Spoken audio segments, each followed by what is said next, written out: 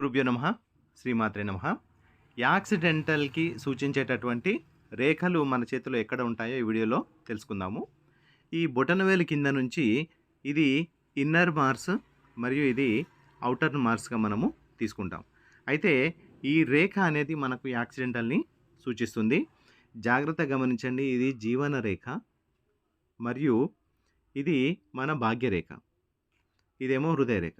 అయితే ఇక్కడి నుంచి ఇక్కడికి వస్తున్నటువంటి రేఖలు ఏవైతే ఉన్నాయో, మన జీవన రేఖని మరియు భాగ్య రేఖని ఏ వయసులో ఇక్కడ ఖండిస్తూ ఉన్నాయో, అప్పుడు మాత్రమే మనకు యాక్సిడెంటల్ టైమ్‌ని గుర్తించే అవకాశాలుంటాయి.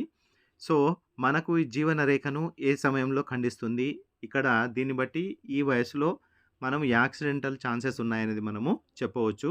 అయితే వీటిని రెమెడీస్ ద్వారా గూడా మనము నియంత్రించే అవకాశాలుంటాయి. ఆ రెమెడీస్ మనం నెక్స్ట్ వీడియోలో తెలుసుకుందాం.